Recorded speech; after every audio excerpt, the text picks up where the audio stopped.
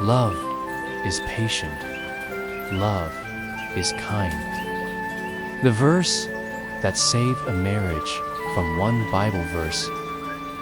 SW, I never imagined we'd become strangers under the same roof. 10 years ago, bright-eyed and barefoot on a beach, promising forever. We believed in love. We believed in God. We believed in us. But somewhere between the sleepless nights with babies, the bills piling up, and the quiet resentment over unspoken expectations, something cracked. Then it shattered. We stopped talking unless it was necessary. Stopped laughing. Stopped touching. I found myself crying on the kitchen floor at 2 a.m., whispering, God, what happened to us? Not because I didn't love him, but because I didn't know how to love him anymore. I flipped open to 1 Corinthians 13, the wedding passage. We had it read at our ceremony. I thought about walking away more times than I can count. One day, in the middle of a particularly cold silence, I pulled out my Bible, not out of faith, out of desperation. Love is patient. Love is kind. I wanted to close the book, but the next words pinned me down. I had held onto every sharp word, every misdate, every disappointed expectation. But I started something, just coffee, no strings, no speech. I whispered, God, if love is patient, make me patient. If it's kind, teach me kindness. I don't have it in me, but you do.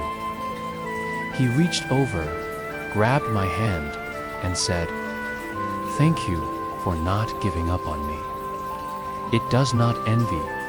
It does not boast. It is not proud. It does not dishonor others.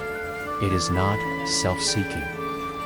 And then it keeps no record of wrongs. I stared at those words. My mental list of his failures was long. I had kept score. I cried harder than I had in years.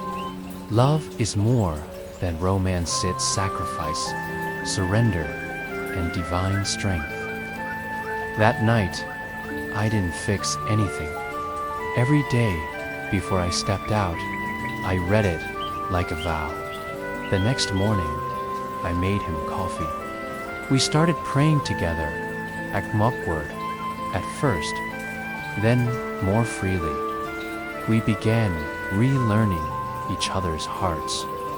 There were setbacks, of course, but also grace. That small act broke something open. We started counseling. I wrote 1 Corinthians 13 on a card and taped it inside my closet door. Love isn't a feeling, it's a choice. 1,000 small choices. One night, months later, we sat on the back porch, just watching the stars. I smiled. Thank you for not giving up on us. Our love isn't perfect, but it's real, rooted, growing. Not because we got stronger, but because God did something in us we couldn't do for ourselves. If your marriage feels dry, distant, or done, don't lose hope. Start with one verse.